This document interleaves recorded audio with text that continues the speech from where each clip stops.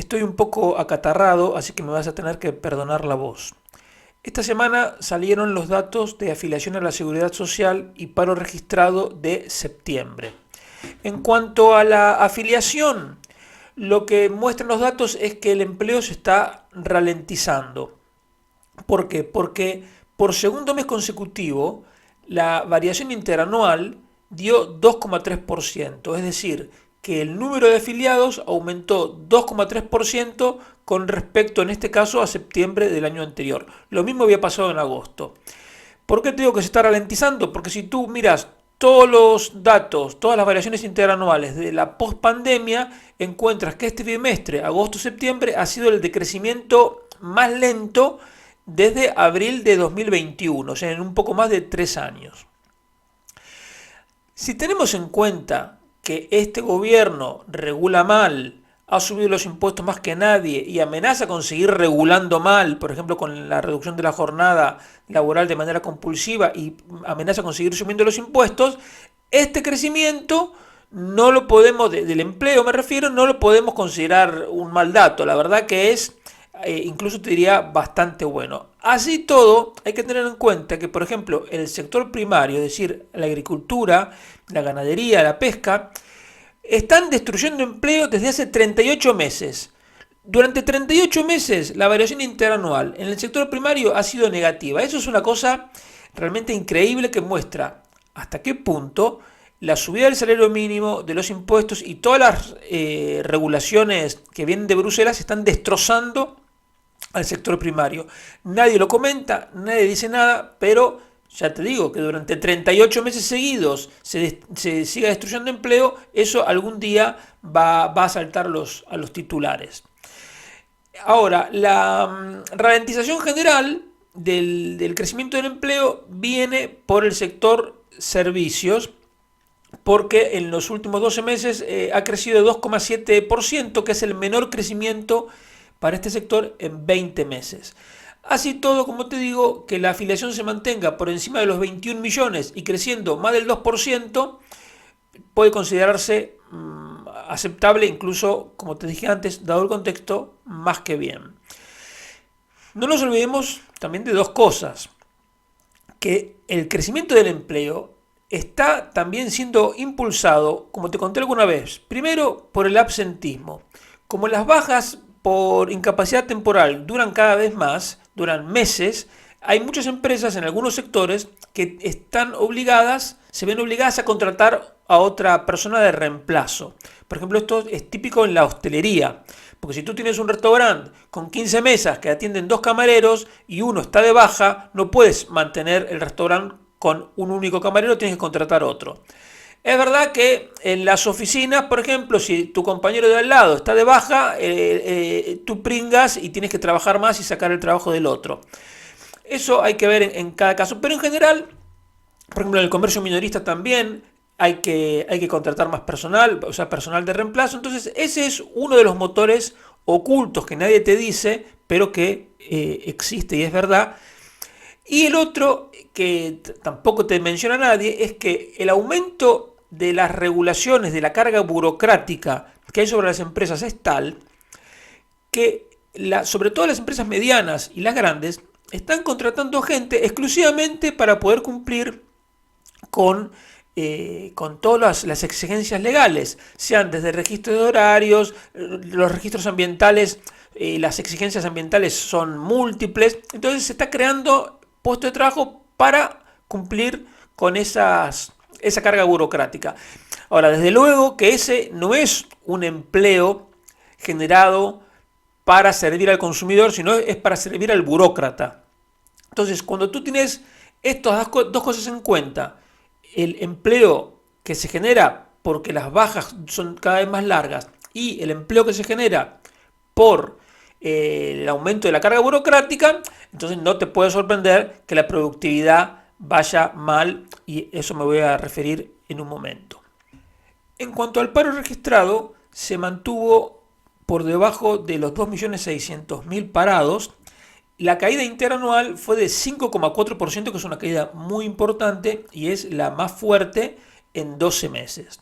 Ahora, como sabemos, El paro registrado es solo una parte de la película y hay otra parte que el gobierno no te cuenta, pero yo te la voy a contar ahora. Ahora, sin salir de los parados registrados, si tú miras los datos con detenimiento, te encuentras, por ejemplo, que el número de parados registrados de inmigrantes de fuera de la Unión Europea está creciendo hace 6 meses. A pesar de que dentro de las estadísticas oficiales está creciendo el empleo y el paro está cayendo a una velocidad importante, encuentra segmentos del mercado de trabajo, en este caso el de los inmigrantes de fuera de la Unión Europea, donde el número de parados está creciendo, lo que te muestra que no es que todo el mercado de trabajo va genial, sino que hay partes, insisto, que aún teniendo la mayor tasa de paro de Europa, está subiendo el paro. Ahora, si tenemos en cuenta toda la película, es decir, no solo el paro registrado, sino también los otros grupos que el gobierno no, digamos, cuenta por separado, como por ejemplo los fijos discontinuos que no están trabajando, tienes que la cifra real de parados no es de menos de 2.600.000, como dice el gobierno, sino que de más de 3.700.000. Y además, la cifra verdadera de paro no cae 5,4% como el paro registrado, sino que cae 1,5%, es decir, que está casi plano. De hecho, si tú comparas los datos de septiembre de 2024 con los de septiembre de 2022, o sea, los últimos 2 años, te encuentras que para el paro registrado las estadísticas muestran una caída de 12,5%, es decir, 370.000 parados menos. Pero si tú sumas todo, es decir, los fijos discontinuos que no trabajan, los parados con disponibilidad limitada, los otros no ocupados, etcétera, la gente que está en ERTE, etcétera, te encuentras que en realidad ahora hay 5.000 parados más que hace 2 años. Entonces, la película cambia por completo. Pero en síntesis es el mismo engaño al que estamos acostumbrados. La cantidad entonces real de parados está estancada, porque si comparas con hace un año cae un 1%, un poquito más del 1%, pero si comparas con hace 2 años está un poquito por arriba, o sea, en definitiva está estancada. Y la cifra de paro registrado que te muestra el gobierno es genial, que para eso hicieron la reforma laboral, ¿no? Para poder mostrar datos mejores. Y en cuanto al empleo, ya te digo, está creciendo, pero impulsado por motores que no suman a la productividad, sino que restan, que son las contrataciones para suplir a gente que está de baja y las contrataciones que se hacen para satisfacer la carga burocrática, sobre todo de los euroburócratas eco-friendly. Y el segundo punto que te quería comentar es un comentario general de cómo veo la economía, para que entiendas a partir de ahí todo el comentario que yo te hago. Si tú tienes edad para recordar las cosas que pasaban en España en 2005, 2006, 2007, recordarás que en ese momento se decía que España creaba alrededor del 30% de todo el empleo de la Unión Europea, la economía efectivamente crecía, el número de parados bajaba.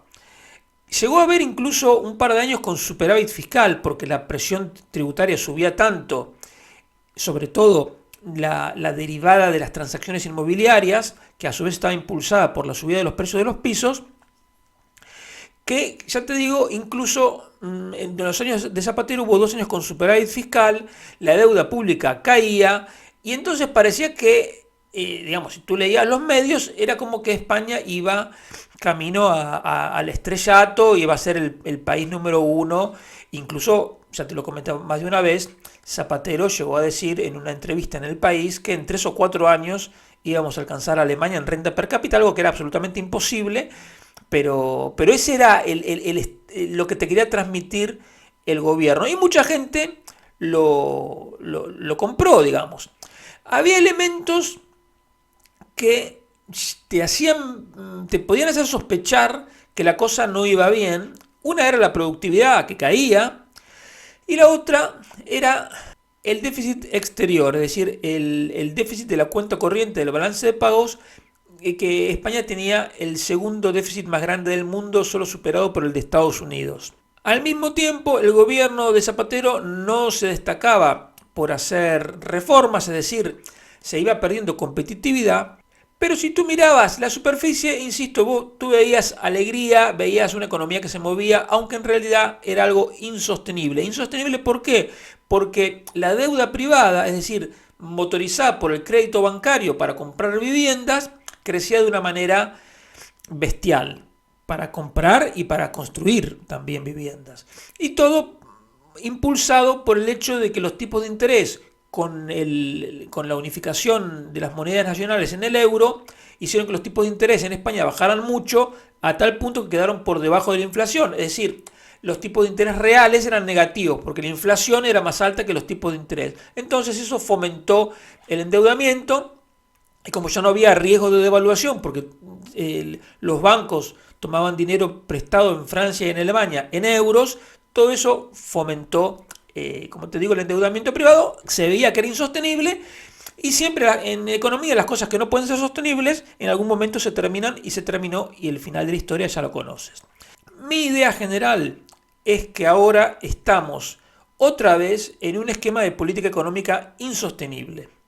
Lo que pasa es que las características son distintas porque no hay superávit fiscal, sino que hay déficit, porque no hay déficit en las cuentas exteriores, sino que hay un ligero superávit, porque la deuda privada cae, pero la que crece es la deuda pública, y sí tienes algunas similitudes como el aumento de la presión tributaria, el aumento del gasto público, la falta de reformas económicas, pero en el caso de este gobierno es todavía peor porque además de no hacer reformas o incluso hacer contrarreformas, aumenta los costes de producción, sobre todo por ejemplo con la subida del salario mínimo que tiró para arriba la estructura salarial, como te comenté la semana pasada, y con costes impositivos y regulatorios. Entonces, eso, digamos, ¿en qué se resume? Se resume en la caída de la productividad. Si tomas una muestra de 16 países avanzados, encuentras que la productividad entre el 2017 y el 2023 en España fue la que evolucionó peor, con una caída de más del 4%. Piensa que al mismo tiempo, por ejemplo, en Irlanda subió 22%, en Bélgica subió 2%, en Corea del Sur subió 7%, en Estados Unidos subió 9%, en Suiza subió 5%. La media de estos 16 países que estuve mirando es casi una subida del 4%. Entonces, en España cae un 4% y en la media de estos países sube un 4%. Pero si tú miras desde el 2000 hasta el 2023, encuentras que la productividad en España apenas subió 4%. Es el peor de todos, excepto Italia, porque Italia en 2023 tenía una productividad que era un poco más baja que la del año 2000. Por lo tanto, quitando a Italia, los peores. Y tienes que lo que en España es un aumento del 4% de la productividad por ocupado entre 2000 y 2023, en Bélgica fue 15%, en Holanda 10%, en Irlanda el 100%, en Portugal más del 20%, en Suecia casi el 30%, en Australia el 18%, en Estados Unidos el 35%, la media te da 23%. 23 contra 4 nuestro. Entonces ahí ves que hay un problema de productividad, si quieres estructural, que se había empezado a recomponer porque entre 2005 y 2017 la productividad en España subió casi un 14%, es decir, el problema se estaba solucionando, pero luego, ¿qué pasó? Que entró Pedro Sánchez a la Moncloa por la ventana, puso en práctica lo que hacen siempre los socialistas, que es aumentar impuestos, subir gastos, hacer contrarreformas, y entonces otra vez el problema de productividad empezó a empeorar. Entonces, lo que tienes ahora montado desde hace unos años es un esquema de política económica que no favorece el aumento de la productividad, que es el motor último para que una economía pueda expandirse de manera sana, y que en cambio está impulsado por el aumento del gasto público, que se ve a través del aumento de la deuda pública, y en el cortísimo plazo por el boom del turismo del exterior, que también te comenté la semana pasada. Esto es insostenible simplemente, porque lo del turismo del exterior no lo podemos controlar, no sabemos cuándo la gente va a dejar de venir, y además hay un problema incluso de saturación. Digamos, España no puede recibir 200 millones de turistas, porque simplemente no entran. Y tienes que la gran anestesia general que aplicó el Banco Central Europeo con la deuda pública porque el Banco Central Europeo tiene todavía el 26% de toda la deuda española, esa anestesia general ya va pasando el efecto porque el Banco Central Europeo ya no recompra todos los títulos que van venciendo. Es un proceso muy lento, pero ya empezó.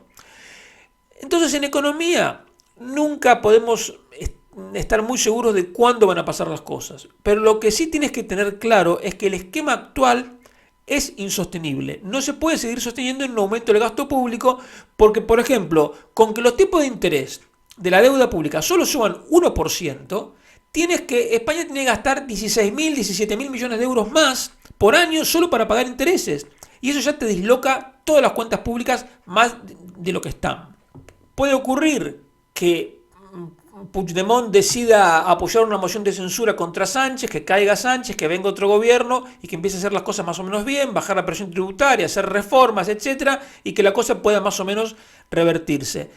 Pero en la medida en que esta gente siga, o si viene alguien que más o menos sigue el mismo esquema, esto va a terminar mal.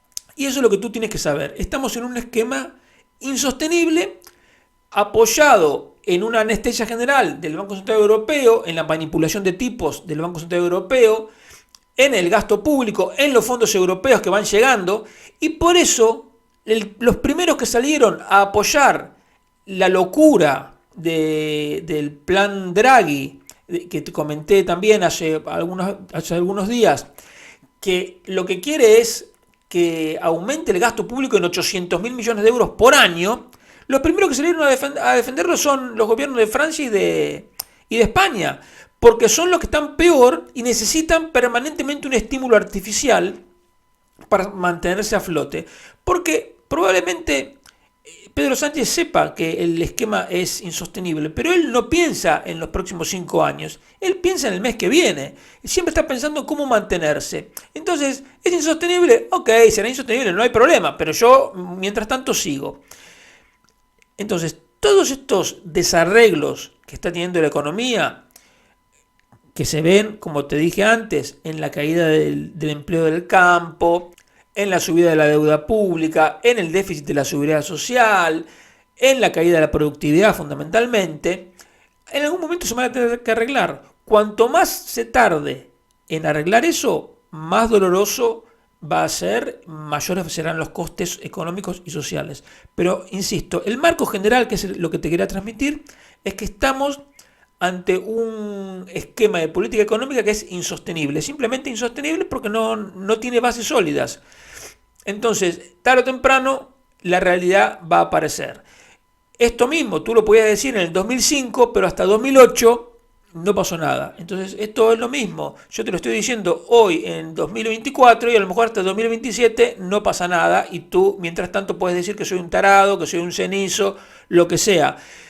Pero, insisto, la ley de gravedad se cumple y las leyes económicas se cumplen. Y lo que te está diciendo es que si una productividad cae y la deuda pública sube y el Banco Central Europeo está ya dejó de comprar deuda y reinvierte menos y ya vas a depender más de financiarte de los mercados y puedes tener un problema en cualquier momento como lo tuvimos en 2012. No te olvides que en 2012 España tuvo un momento en el que no podía refinanciar su deuda porque la prima de riesgo había llegado a 700. Lo que pasa es que ahí vino Mario Draghi, dijo el euro se va a mantener whatever it takes, es decir, a cualquier precio, y empezó con esta orgía monetaria de emisión y compra de títulos que mantuvo la cosa a flote hasta el día de hoy. Pero esa posibilidad está latente y ahora la deuda es muchísimo más alta que antes, por lo tanto es un problema mucho más gordo. Y el tercer punto que te quería comentar es sobre la economía de Francia. Francia para España es un país muy importante porque es nuestro principal socio comercial, es decir, es el país al que más le exportamos. Y además de Francia vienen alrededor del 20% de todos los turistas extranjeros, por lo tanto, la economía francesa para España es muy importante. Y lamentablemente lo que tenemos es que la economía francesa va mal, porque es una economía muy intervenida, con la mayor presión tributaria de Europa, con un gasto público gigantesco.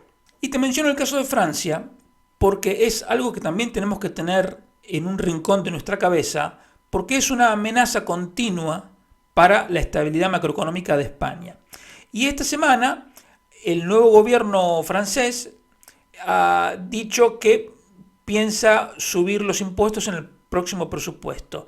Una vez más, como siempre, los nuevos impuestos se los van a poner a los ricos, los que ellos llamen ricos, y a las multinacionales. Como si fuesen dos muñecos de goma a los que tú les puedes pegar permanentemente y nunca van a reaccionar. Cuando en realidad lo que van a hacer todas las grandes fortunas es irse de Francia, como ya se han empezado a ir hace rato. Las multinacionales, en la medida que puedan, también se irán. Entonces es un camino que ha emprendido que es autodestructivo. En este gráfico ves en la línea de color verde el déficit de Alemania. La línea azul es el déficit fiscal de Francia y en la línea roja tienes el déficit fiscal de España desde 1995 hasta ahora. La línea horizontal negra es el cero. O sea que cuando una línea está por encima de la línea negra es porque hay superávit, que es lo que te dije antes que pasó en España durante 3 años, del 2005, 2006 y 2007 hubo superávit, y en el caso de Alemania desde el 2014 hasta el 2019 tuvieron superávit. Ahora, Francia nunca tiene superávit, tiene permanentemente déficit, y déficit grande si lo comparas comparas la línea azul con la línea verde de Alemania, es un déficit enorme, pero en el momento actual, o sea, en el 2023, ha sido tan mala la gestión de Francia que mientras España reducía el déficit fiscal, como se ve en la línea roja, que sube un poquito, y Alemania lo mantenía en poco más del 2%, en Francia aumentaron el déficit. Entonces, en un contexto en que la inflación por encima de lo normal te ayuda a reducir el déficit porque aumenta la recaudación y hay gastos que no se ajustan por la inflación, por lo tanto te ayuda a reducir el déficit, el gasto en términos reales, Francia ni así pudo enderezar las cuentas y tiene un déficit de 5,5% en 2023 y este año sería todavía mayor. Entonces, lo primero que tienes que ver es qué es lo que pasa, que en Francia el gobierno se acostumbró a vivir por encima de sus posibilidades, porque hasta la España de Zapatero, es verdad que por motivos, digamos, insostenibles, pero hasta la España de Zapatero en algún momento tuvo un superávit, ni que hablar de Alemania, pero Francia nunca en los últimos 30 años. Este segundo gráfico te muestra el gasto del conjunto de administraciones públicas de Francia con la línea azul, Alemania la línea verde y España con la línea granate. Desde 1995 hasta ahora en porcentaje del PIB. En Francia permanentemente es más del 50%. Entonces, es increíble que gastando 5, 6, 7 puntos del producto más que Alemania, para no compararlo con España, tiene un problema de déficit. Y la mentalidad socialista está tan arraigada en Francia, aunque gobierne el centro o el centro derecha, que lo único que se les ocurre es subir más los impuestos. Es una locura. Lo que hay que hacer, lo que está sobredimensionado, sin ninguna duda, es el gasto público. Hay que recortarlo. Pero ellos no quieren oír ni hablar del ajuste del gasto público, más allá de medidas cosméticas, y eso es algo que nosotros tenemos que tener en cuenta porque es la base de la debilidad macroeconómica de Francia, que en caso de que en algún momento eso se tenga que ajustar de manera brusca, va a ser un problema no solo para España, pero para nosotros en primer lugar, porque como te dije, es nuestro principal socio comercial. Este gráfico te muestra el pago de intereses de la deuda pública en puntos del PIB. Y aquí se ve claramente cómo el dopaje del Banco Central Europeo ha alentado el gasto en los gobiernos derrochadores, porque claramente se ve una tendencia declinante. En el caso de Francia, pagaba en el año 96 más de 3,5 puntos del PIB en intereses de la deuda y en el 2020 pagaba menos de 1,5, es decir, se ahorraba 2 puntos del producto que lejos de usarlo para reducir el déficit, lo usaron para seguir gastando. Pero sin embargo, cuando tuvieron que empezar a subir los tipos de interés, ya ves que a partir de 2020 la línea azul tiene una ligera tendencia ascendente que complica mucho las cosas.